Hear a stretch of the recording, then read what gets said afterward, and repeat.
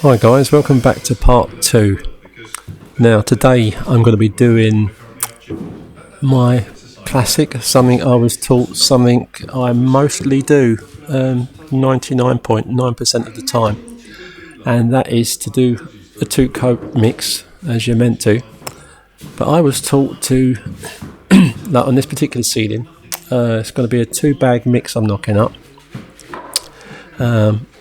and what's left over of that 2-bag mix, once I've got the first coat on this ceiling, I'm going to water it down and use it for my second coat.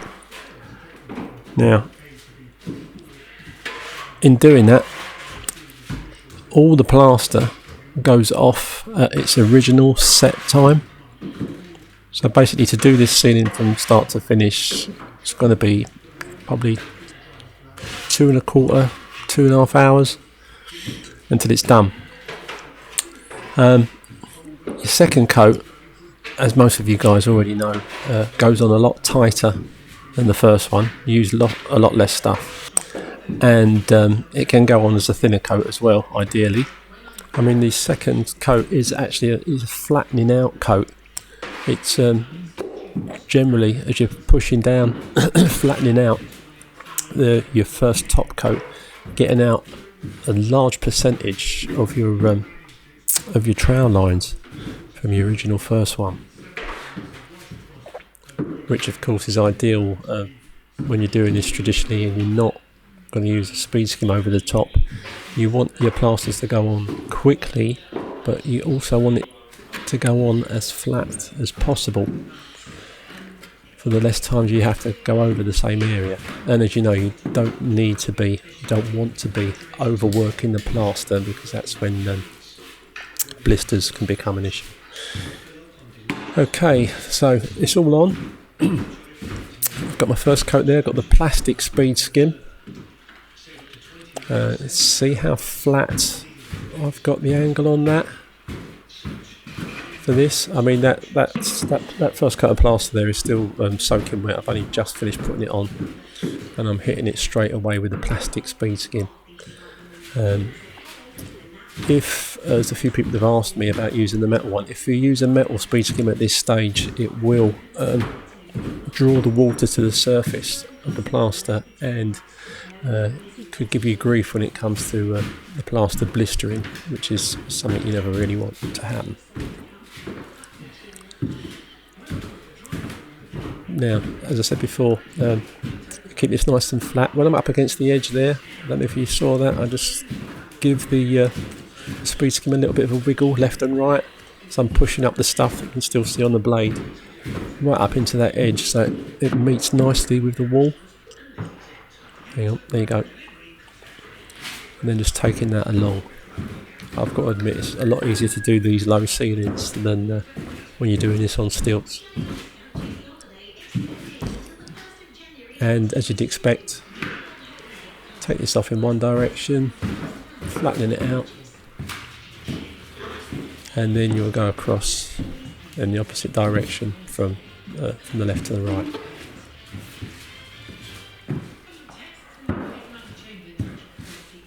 I have edited this down quite a bit, but hopefully there's enough detail that you can see as I talk our way through it, and so it won't be too long a video.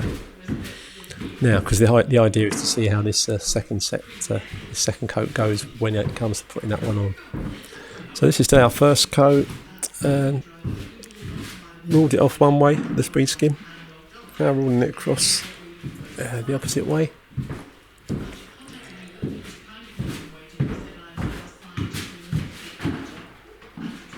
Again, keeping that nice and flat. If you tilt that up at too much of an angle, you'll just start scraping heaps of the stuff off and causing all sorts of dilemmas to the surface of your plaster.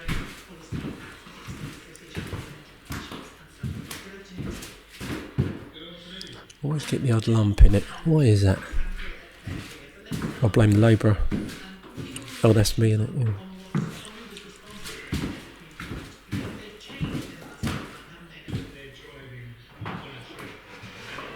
Back up the other way there. Just check around the edges. Obviously a ceiling with no lights in it whatsoever is ideal, but it's very rarely the case.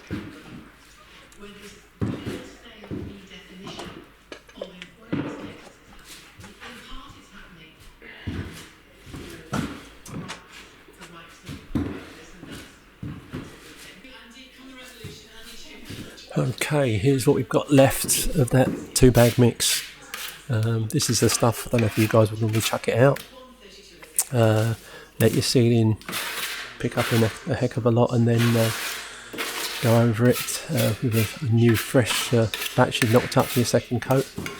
But this is the stage where I water this down. Now, although it does go off more quickly once you've done this, it doesn't go off that quickly that you can't use it to, well, as I do, to second coat a ceiling or a wall.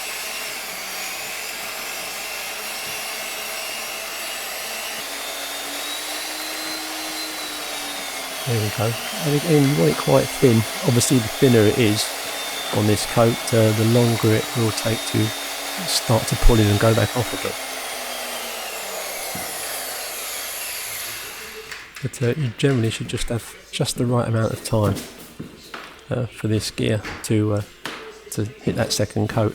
If it does start to thicken up a little bit too much, then I've been known to do that process, add a bit more water, twice more I think is the most I've ever done it.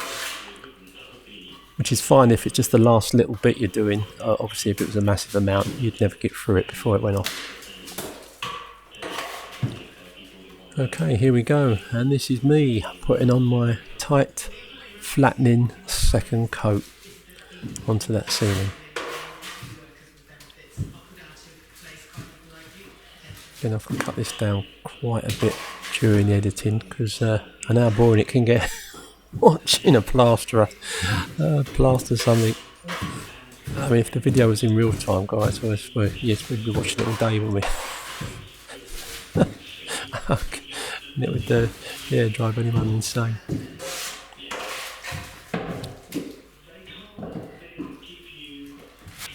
Okay, I generally tend to go around the edges first, and I'll start to work my way back and across.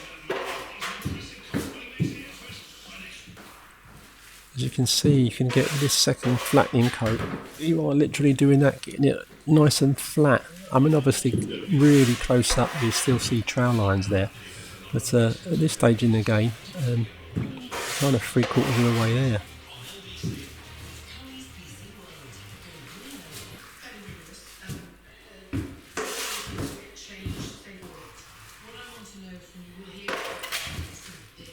Later on in this video, in part 3 in fact, the guys at Easy Mix sent me some extra time and some half time, and yeah, that didn't quite go to plan, but it's on the next video. So look forward to that in part 3. There we go, that's what I've got left once I've got all my second coat on there. So that's the whole 2 bags used up, which is rare to get exactly the right amount. There's normally still some left over you end up binning, but this is good for me. Here's my old big pump water spray. I used to use the smaller one, which is more convenient for holding, especially when you're on your stilts. But with a larger one like this, you don't have to pump it so often, and you can put a light mist of water over a whole lid or a whole wall, rather than just having to put a little bit on a section at a time. Now here, this is the metal blade speed skin that I'm using. This is the only time I would use a metal blade speed skin on a finish. Again, as with the plastic one, you go across one way, then go across the other. I think for time reasons on the edit here, I go right across this ceiling in this direction. I don't think I've filmed, well I filmed it, but I think I've cut out the then going in the opposite direction. But you do go both ways with the metal blade, and This is the only time I tend to use it, when I'm putting, at that stage where I am putting water onto the surface. So you get a nice glide and you go across.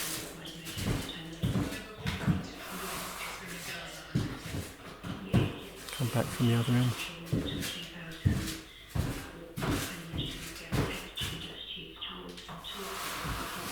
Always a little bit of messing about to do around the old light wires. There's that lamp again, or probably another one. This is the fact, when you've got stuff on the blade, you can take it off and then lay it back down again, like you would with a trowel. I've said on quite a few occasions, it's basically just a larger trowel, two-handed trowel at this stage of the game.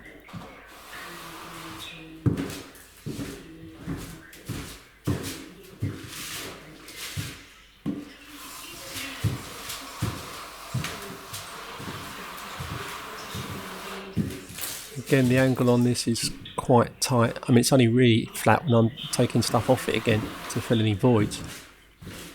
But after that, I'm keeping, hang on, there you go, a sharper angle with the metal one. Again, it's that kind of angle is something that comes with experience, the same kind of angles you hold your trowel at when you're troweling a wall, depending on how hard the plaster's gone off. Obviously, when it's still very wet, when you're using the trowel, you need to keep it nice and shallow, and as you're troweling up and you think it's harder, then you take a steeper angle with your trowel. Now at this point, this is when the flexi, my Ultraflex comes out. Again, I tend to go around the edges first, just neatening them up, making sure they're good, and then I will again go over the ceiling, and then I'll start to go across again in one direction and then trowel across in the other direction.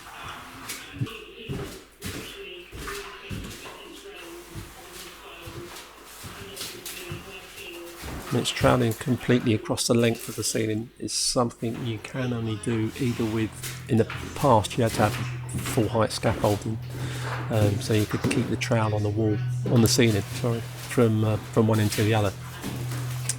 And then it was a case of, well, yeah, you can do that on stilts. You could do it with two ladders and a scaffold board, but that's a lot of thinking about moving it in between each section. And of course, now you can use the speed skim from the floor with the, which is great. So guys, basically that's it, finished off the lid.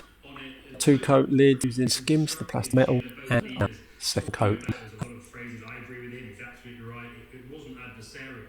I thought it was a really key line. Boris Johnson making a quite impassioned argument about the need for educational and social change. The idea being that while we can debate, and there was a debate in Parliament about sentencing, stalkers register, legislation. See you in part 3. I think many others probably do. This is such a deep-rooted problem.